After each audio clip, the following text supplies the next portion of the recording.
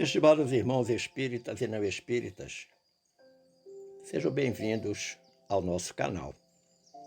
Inscreva-se, compartilhe, avalie. Abraço a todos os irmãos da Aliança Espírita Irma de Castro, a nossa Meimei Gravatá, com renovada alegria, e desde já lhes convidando a reflexionarmos sobre mais um tema de nossa amada doutrina dos Espíritos. Os bons espíritos, mais adiantados, reúnem o saber às qualidades morais. São espíritos que desenvolveram a capacidade de resplandecer a própria luz, sobretudo pelas exemplificações que oferece. Tendo Jesus como referência, seus conselhos, ações e ponderações nos mostram o caminho seguro. Sim, o caminho seguro da redenção espiritual. Este preâmbulo é para lhes anunciar que o nosso tema de hoje, solicitado pela direção da casa, é os bons espíritas e o dever. O que isso tem a ver?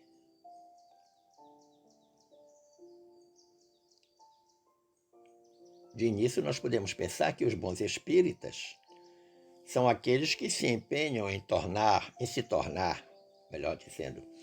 tornar pessoas de bem, que não ignoram a transitoriedade dos atrativos da vida no plano físico e que servem a Jesus como mestre e senhor.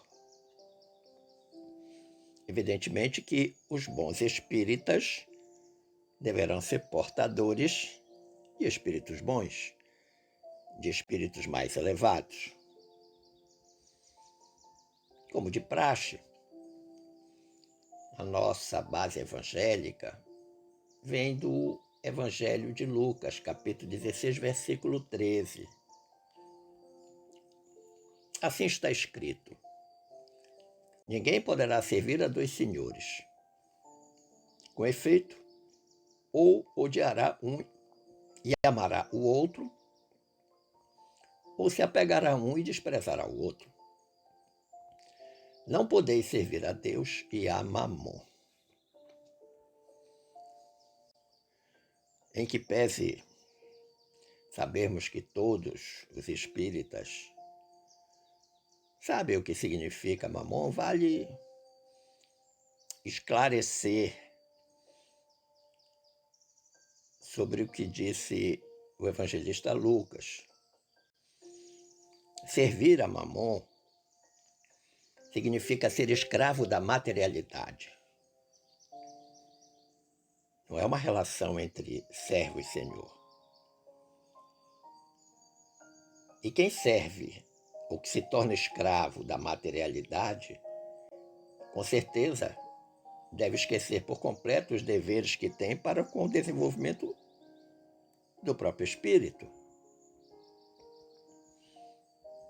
E a esse propósito, o benfeitor Emmanuel, no capítulo 142 da obra Caminho, Verdade e Vida, nos traz uma grande contribuição quando diz: o reino do Cristo ainda não é da terra. Não se pode satisfazer a Jesus e ao mundo a um só tempo. Cristo é a linha central de nossas cogitações. Somos servos dele, diz o Emmanuel. Precisamos atender-lhe aos interesses sublimes com humildade. Olha que interessante. Atender os interesses sublimes do Cristo com humildade. E o Emmanuel prossegue dizendo: a tarefa primordial do discípulo é, portanto, compreender o caráter transitório da existência carnal, consagrar-se ao Mestre como centro da vida e oferecer aos semelhantes os seus divinos benefícios. Mais uma trilogia da nossa doutrina dos Espíritos.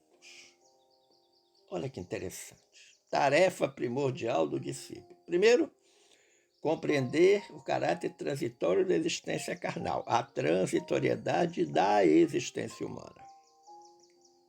Segundo, consagrar-se ao Mestre, a Jesus, como centro da vida, ou seja, pautar a existência em tudo que Jesus ensinou e que está registrado nos seus evangelhos, não apenas os sinóticos, mas também nos apócrifos que merecem e devem ser lidos, como o Evangelho de Filipe, o Evangelho de Maria Madalena. E o terceiro aspecto da trilogia é oferecer aos semelhantes os seus divinos benefícios. Ou seja, quem pauta a existência no amor, que tem o Evangelho como norte e segue rigorosamente todas as orientações emanadas das leis divinas, tudo o que fizer se torna um grande benefício para quem recebe. Mas vamos então compreender esta contribuição do Emmanuel, que está lá no capítulo 142 do Caminho, Verdade e Vida. Uma obra muito rica. Bom, chama atenção porque Emmanuel inicia dizendo: o reino do Cristo ainda não é da terra. Então isso significa dizer que um dia será, porque se ele usa ainda, então um dia será. Claro, e nós temos que ter não apenas esperança, mas certeza de que isso acontecerá. Mas uma pergunta vai nos incomodar. Qual a condição para que isso aconteça? Que condição é necessária para que o reino do Cristo seja da terra? Que nós, os habitantes da terra, do planetinha azul, nos reconheçamos servidores de Jesus. Nós temos que entender que somos servidores. Não somos meros empregados, não. O sentido não é esse. Servidor no sentido de servir, de fazer as coisas acontecerem na existência humana pautadas nas orientações de Jesus. Pautar a existência nos princípios evangélicos do Mestre. Reformar-se interiormente para viver uma existência dedicada ao amor, à justiça e à caridade. Tal como está lá na última lei moral, né? Da parte 3 do Livro dos Espíritos.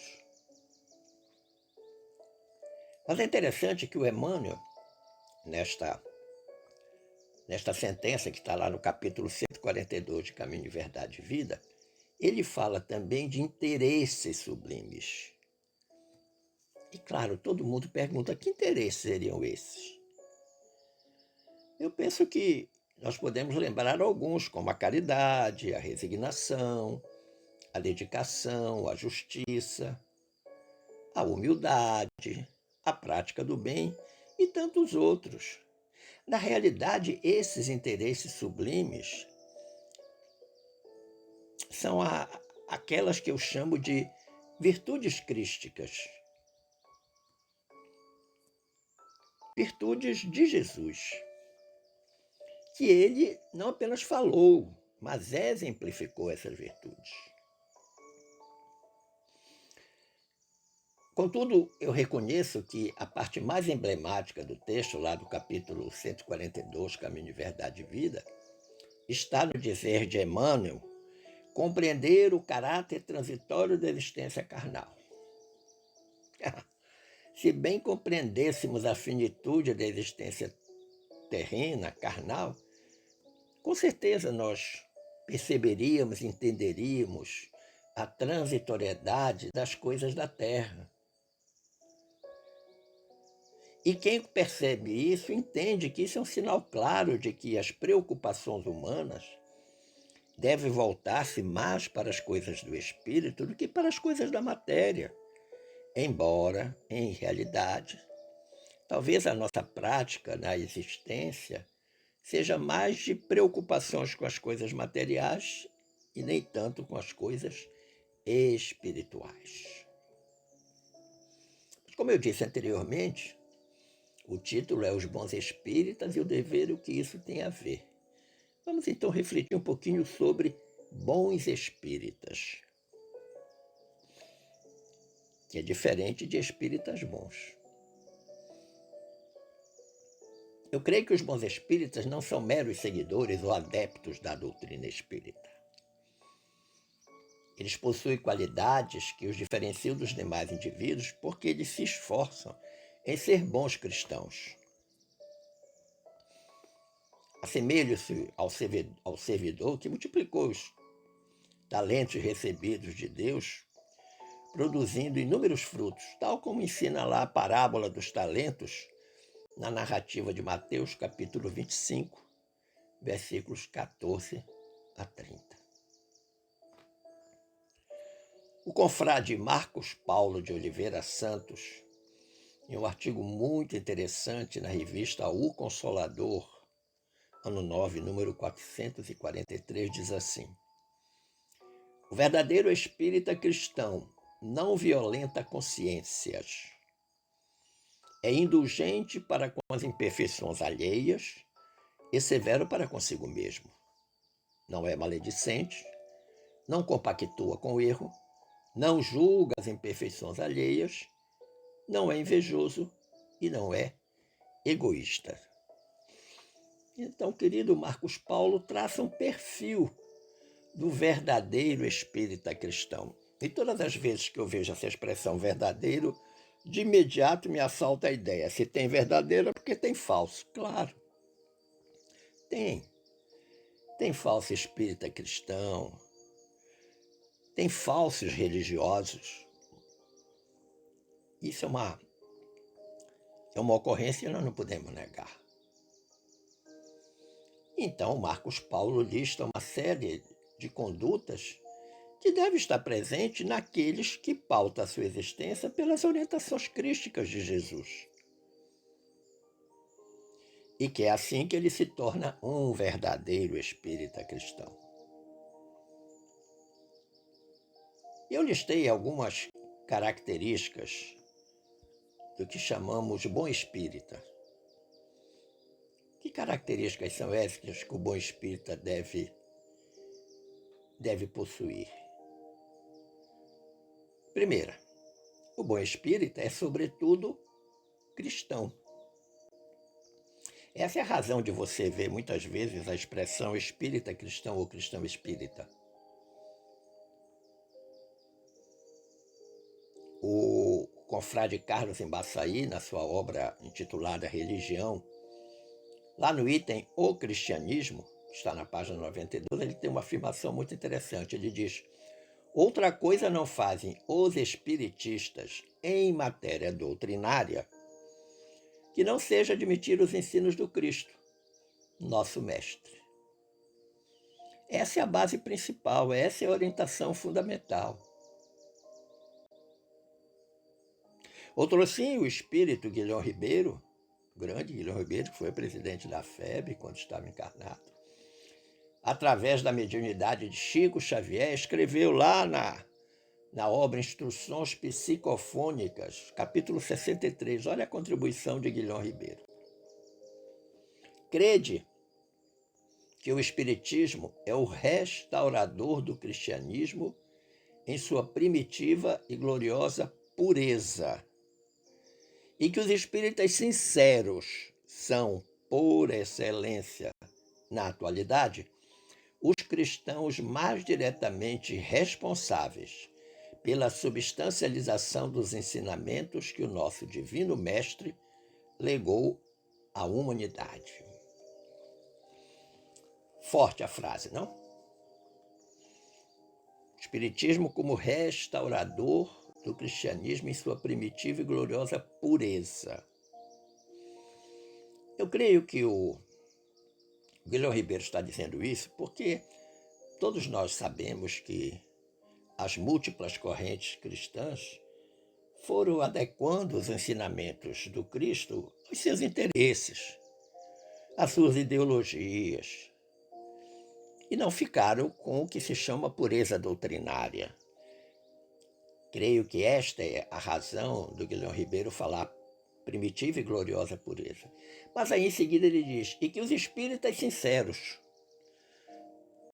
de novo uma qualidade para os espíritas, sincero, a sinceridade. e diz que esses espíritas sinceros, eles são, na atualidade, os cristãos mais diretamente responsáveis pela substancialização dos ensinamentos, ou seja, em transformar ou por transformar a teoria em prática. É pegar os ensinamentos de Jesus e aplicá-los na prática da existência humana, na prática concreta, real, com demonstrações absolutamente cabais de todos aqueles ensinamentos que estão nos evangelhos de Jesus, tanto canônicos quanto apócrifos. E a gente percebe, então, que o texto do Guilhom encerra duas questões essenciais: a grande missão do Espiritismo, como restaurador do cristianismo, e o grande dever dos espíritas sinceros, que é transformar em coisas concretas tudo aquilo que a teoria aprendida dos ensinamentos do Mestre nos permite. Lembrar que o verbo substancializar na língua portuguesa significa concretizar, materializar, corporificar, ou seja, tornar concreto tudo aquilo que os ensinamentos do Cristo de Jesus propõem. Segunda característica do bom espírita: o bom espírita não descura de sua melhoria espiritual. Olha que interessante. Por que nós pensamos assim? Porque nós aprendemos lá no capítulo 17, item 4 do nosso Evangelho segundo o Espiritismo, que reconhece-se o verdadeiro espírito pela sua transformação moral e pelos esforços que emprega para domar suas inclinações más. Então, não descura da sua melhoria espiritual. É preocupação, deve ser preocupação do espírito a todo instante, o seu progresso espiritual. Lutar contra as suas imperfeições, contra as suas inclinações más. E, evidentemente, que isso exige esforços, muitas vezes, hercúleos. Mas se a gente for ainda no nosso Evangelho, segundo o Espiritismo, agora no capítulo 6, item 5, nós vamos encontrar, lá neste item 5 do capítulo 6, uma grande exortação ao perfil de religiosidade do espírito. Uma exortação que diz assim: espíritas, amai-vos. Este, o primeiro mandamento. Instruí-vos. Este, o segundo. Todas as verdades encontram-se no cristianismo. Os erros que nele se arraigaram são de origem humana.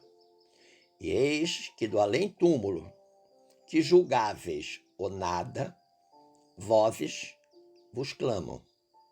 Irmãos, nada perece. Jesus Cristo é o vencedor do mal. Sede os vencedores da impiedade. Entende a origem daquela colocação do Guilhom Ribeiro? Está aí no nosso Evangelho. Nosso Evangelho é bem anterior à contribuição do Guilhom Ribeiro. É uma exortação de grande valor ao desenvolvimento espiritual pleno de cada criatura, considerando as duas lições essenciais que a instrução traz, que a exortação traz. Amai-vos e instruí-vos. O amor de que falam os benfeitores, e que está no Evangelho, é o amor ágape. O amor de Jesus, que é pleno, que é incondicional.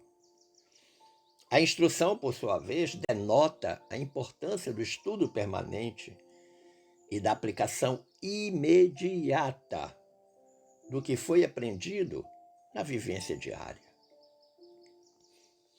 É isso que vai nos tornar diferente e vai nos tornar uma referência. É isso que é ser um espírita cristão verdadeiro. Ninguém aceita um médico que não tenha estudado medicina. Aceita? Claro que não. Por que então devemos aceitar um espírita que não estuda o espiritismo? Mas eu quero chamar a atenção de que não se trata de estudo para a criação de erudição espírita. Sabe, aquelas criaturas que conhecem todas as obras, decora e salteado, mas que muitas vezes têm dificuldades de aplicá-las na sua prática diária, na sua vida diária. Não é criar uma erudição espírita, mas fundamentalmente instrumentalizar a tão necessária e decantada reforma íntima. Sim, este não é o grande objetivo? Reforma íntima. Reforma íntima com a transformação moral da criatura. A substituição daqueles velhos conceitos por conceitos crísticos. Não esqueçamos o conselho de Martins Peralva, o grande mineiro espírita, no capítulo 40 da sua obra Estudando a Mediunidade.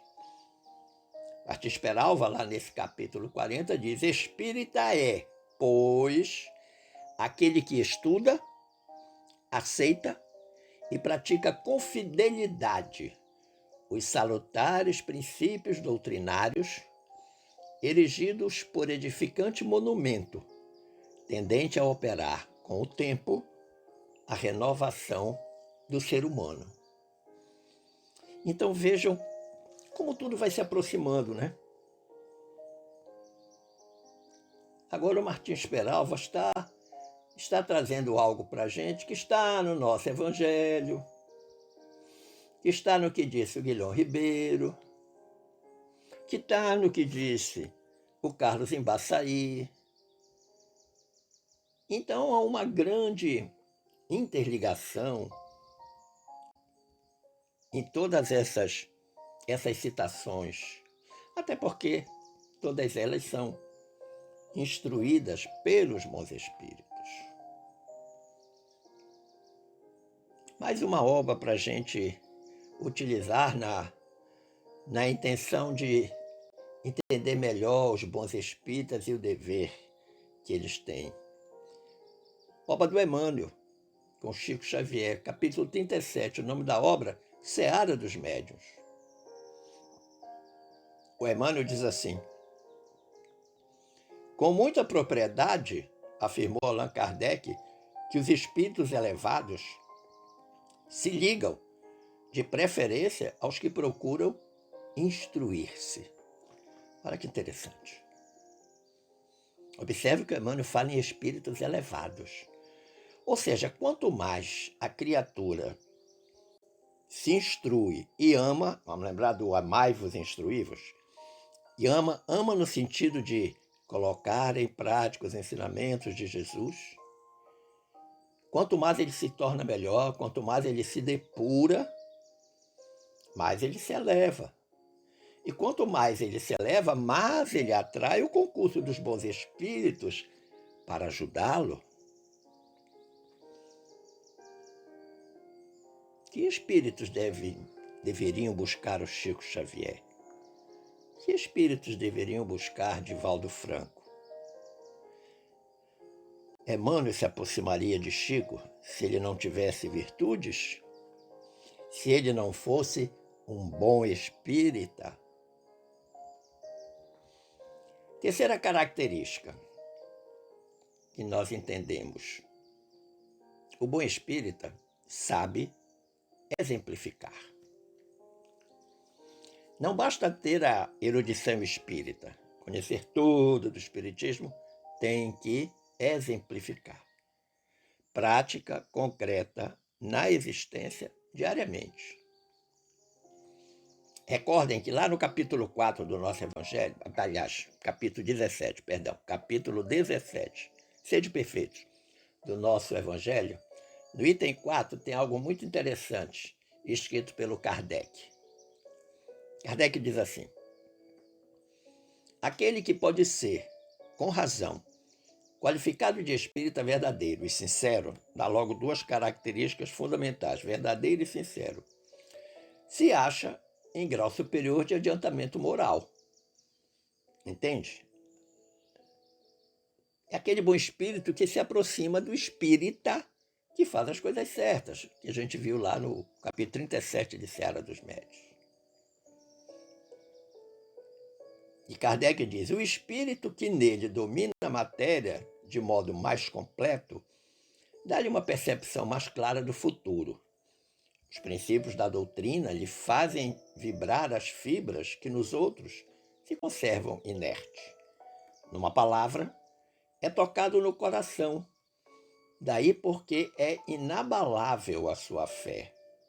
Um é como músico, a quem bastam alguns acordes para comover, ao passo que o outro apenas ouve sons. Eu achei maravilhosa essa analogia que Kardec utilizou para mostrar como funciona a questão do bom espírita. Aquele que é tocado no coração, que tem uma fé inabalável, que sabe qual é o seu compromisso, que sabe qual é a sua responsabilidade, que esforça-se diariamente por dar testemunhos concretos e reais do seu progresso espiritual. O bom músico, apenas uma nota é o suficiente para que ele já saiba do que se trata, até se comova, se emociona. Mas aquele que é um mau músico, você toca a música toda, ele nem se mexe do lugar, como diz o ditado popular. Quarta característica do bom espírita: esforça-se para ser virtuoso, praticante da caridade. Virtuoso é aquele que tem virtude. Virtude é a qualidade do que se conforma com o que é considerado correto, desejável. Aquilo que está de conformidade com o bem, com a excelência moral, com a excelência da conduta, isso é virtude. Vamos recorrer novamente ao nosso Evangelho, agora no capítulo 17, Sede Perfeitos. Vamos para o item 8, uma instrução do espírito François Nicolas Madeleine, Cardeal Morlot. Ele diz assim: a virtude, no mais alto grau, é o conjunto de todas as qualidades essenciais que constituem o homem de bem. Então está partindo de um estágio anterior. Um homem de bem, para depois um bom espírita. Mas ele pode ser um homem de bem e caminhar por outra vertente religiosa. E isso não tira as qualidades de ser um homem de bem. E aí o François Madeleine diz assim: ser bom, caridoso, laborioso, sóbrio, modesto. São qualidades do homem virtuoso, são qualidades de alguém que tem virtude. E aí ele tem uma proposta, François. A virtude assim compreendida e praticada, ou seja, para essa virtude assim compreendida e praticada, que vos convido, meus filhos, é a essa virtude verdadeiramente cristã e verdadeiramente espírita, que vos incito a consagrar-vos. Mas aí ele apresenta uma condição. Ele diz: afastai, porém, de vossos corações tudo que seja orgulho, vaidade, amor próprio, que sempre tiram o encanto das mais belas qualidades. Olha que interessante. François Nicolas Madeleine Cardeal Morlot foi um prelado católico. É este espírito que está nos dando esta lição que está no capítulo 17, item 8 do nosso Evangelho. Mas vamos considerar o dever espírita, já que nós falamos até agora de como deve ser o bom espírita, vamos ver que deveres, então, tem esse espírita, especialmente o bom espírita. É claro que o desenvolvimento dessas características do bom espírita requer o cumprimento estrito do dever espírita. Eu só posso ser um bom espírita se eu cumprir os deveres espíritas. eu diria até mais, os deveres cristãos.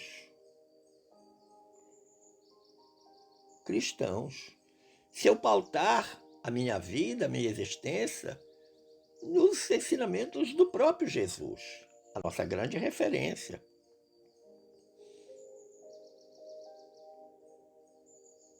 No capítulo 21 da obra Pensamento e Vida, o benfeitor Emmanuel tem uma afirmação muito interessante a esse respeito do dever espírita. Emmanuel diz assim: o dever define a submissão que nos cabe a certos princípios estabelecidos, como leis, pela sabedoria divina, para o desenvolvimento de nossas faculdades. Submissão no sentido de aceitação e cumprimento. Princípios estabelecidos como leis pela sabedoria divina, as leis divinas.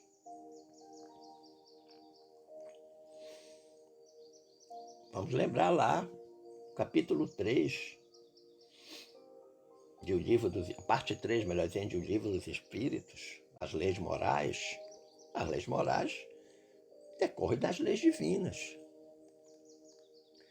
Mas numa outra obra do Emmanuel, intitulada Ação e Caminho, capítulo 4, complementando o que o Emmanuel disse no Pensamento e Vida, ele diz agora assim: o mundo é a oficina, o corpo é a ferramenta, a existência é a oportunidade. O dever a executar é a missão a cumprir. O pensamento escolhe, a ação realiza. O homem conduz o barco da vida com os remos do desejo, e a vida conduz o homem ao porto que ele aspira a chegar. Eis porque, segundo as leis que nos regem, a cada um segundo as suas obras. Olha que interessante. Maravilhosa essa contribuição do Emmanuel na obra Ação e Caminho. Principalmente quando ele diz: o pensamento escolhe, a ação realiza. Todos nós temos uma missão a cumprir. Agora, o cumprimento dá-se pela vontade. Sabendo, pelo final da frase do Emmanuel, que a cada um será dado pelas próprias obras. A depender das escolhas que fizermos, receberemos aquilo que nos é correspondente. Humberto de Campos, o irmão X, no capítulo 27 da obra Cartas e Crônicas, ele lista 27 exemplos de deveres da criatura humana para com seu próximo. Evidentemente que nós não teremos tempo para comentar sobre todos eles. Mas o que me chamou muita atenção quando li esse capítulo foi o encerramento do capítulo. Que Humberto de Campos diz assim: não ouvides, pois, que execução de teus deveres para com o próximo será sempre a tua caridade maior. Olha que interessante. Caridade para com ele, caridade fundamentalmente para comigo mesmo.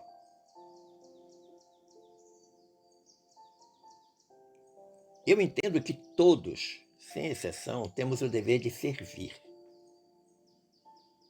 Dever esse que o Emmanuel sintetiza numa frase muito bonita que está no capítulo 22 da obra Encontro de Paz. Lá nesse capítulo 22, o título é Dever de Servir. O Emmanuel diz assim: em matéria de beneficência, todos estamos na obrigação de doar algo de nós à vida que nos cerca. Todos estamos na obrigação. Não há regime de exceção, todos. Qual é o dever? Doar algo de nós à vida que nos cerca. Em casa, no ambiente de trabalho, na vida social, na vida religiosa. Vamos recordar, meu amigo, minha amiga, a excelente instrução do espírito Lázaro que está lá no capítulo 17 do nosso Evangelho, Sede Perfeito, e da qual nós apanhamos 5 aspectos dessa instrução do Espírito Lázaro. Primeiro, o dever e a obrigação moral da criatura para consigo mesmo. Primeiro, e em seguida para com os outros. O dever, diz o Lázaro, é lei da vida. Ponto. Indiscutível. Ele diz, na ordem dos sentimentos, o dever é muito difícil de cumprir-se. Você achar em antagonismo com as atrações do interesse e do coração. Ele afirma que o dever é a coisa mais importante. É uma obrigação para conosco e para com os outros. Mas ele mesmo diz que é a lei da vida. Mas ele mesmo reconhece que para isto acontecer, nós vamos ter que entrar numa luta muito grande. Por quê? Porque o dever crístico, ele está em antagonismo com as atrações de interesse do coração, as seduções do mundo. Em seguida, o Lázaro diz, o dever íntimo do homem fica entregue ao seu livre-arbítrio. Questão de escolha. Volta de novo a cada um segundo as suas obras. Escolha bem, você terá bons frutos. Escolha mal e os frutos serão ruins. Diz o Lázaro, o dever é o resumo prático de todas as especulações morais. É uma bravura da alma que enfrenta as angústias da luta. Olha que interessante.